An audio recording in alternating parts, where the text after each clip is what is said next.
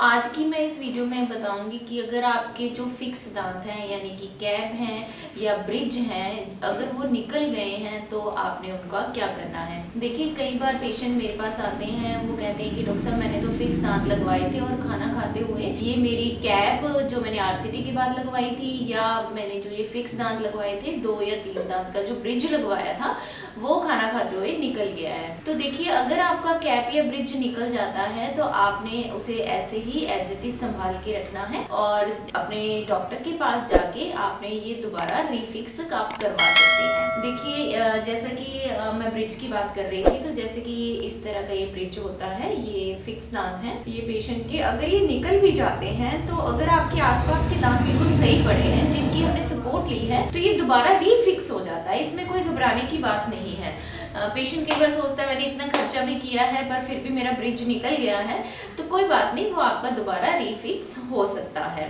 अब मैं आपको एक एडवाइस दूंगी कि ये कई बार ऐसा होता है कि जैसे जो ये ब्रिज है या हम कैप की बात कर ले, ये हम एक सीमेंट होता है, एक मटेरियल होता है, उसके साथ इसको फिक्स किया जाता है। पर उसके बाद पेशेंट को एडवाइस दी जाती है कि आपने 1-आधा घंटा कुछ खाना नहीं है। कई बार पेशेंट थोड़ा नेग्लिजेंस कर देते हैं, वो खा लेते हैं, वो मटेरियल पूरी तरह सेट नहीं हुआ होता है, उस वजह से भी ये कई बार ब्रिज निकल जाता है। दूसरा ये रहेगा कि अगर आपके मुंह में काफी सारे फिक्स दांत लगे हुए हैं यानी कि ब्रिज लगा हुआ है, कैप लगा हुआ है, तो थोड़ा बहुत कुछ चीजें हैं आपने खाना खाते वक्त उनका ध्यान रखना है।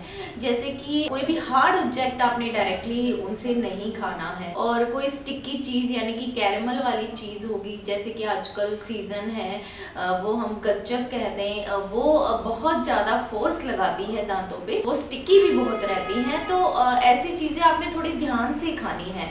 डायरेक्ट आपने गन्ना नहीं छीलना है। कई बार ऐसे पेशेंट अगर कुछ ऐसा एक्सपेरिमेंट करते हैं तो भी निकल जाते हैं। और एक एडवाइस है, जो पेशेंट रेगुलरली चिंगम खाते हैं उनके अंदर क्या होता है कि कंटिन्यू फोर्स लगता है। अगर उसके ऊपर उनके कोई कैप लगी हुई है, अगर वो चिंगम खा रहे हैं तो वो कंटिन्यू फोर्स लगता है, जिसकी वजह से भी कई बार वो कैप निकल जाती है। तो देखिए, अगर आपका कैप ब्रिज कुछ भी निकल गया है तो इसमें कुछ भी घबराने की बात नहीं है। आप अपने डेंटिस्ट के पास जाके फिर से उसे वापस लगवा सकते हैं, अगर आपके जो सपोर्टिंग दांत हैं जिनकी सपोर्ट ली गई है वो बिल्कुल ठीक हुए तो। आई होप कि मेरी इस छोटी सी वीडियो से आपका डाउट क्लियर हो गया होगा। अगर आपका कभी ब्रिज या कैप निकल गया है तो आप उसे संभाल के रखिए और अपने डॉक्टर के पास जाके उसको फिर से लगवा लीजिए। तो अगर आपको मेरी ये वीडियो अच्छी लगी, इंफॉर्मेटिव लगी, तो आप ऐसी ही जानकारी और लोगों तक शेयर कीजिए। अगर आप मेरे चैनल पे नए हैं, मेरे चैनल को सब्सक्राइब कीजिए, साथ ही बेल आइकन को भी दबा लीजिए। और अगर आपकी दांतों से रिलेटेड कोई इंक्वायरी है तो नीचे आप मुझे व्हाट्सएप पे पूछ सकते हैं। अगर आप अपना एक्सरे भेज देंगे तो मुझे थोड़ी आसानी होगी आपकी प्रॉब्लम को सॉल्व करने में। Thank you.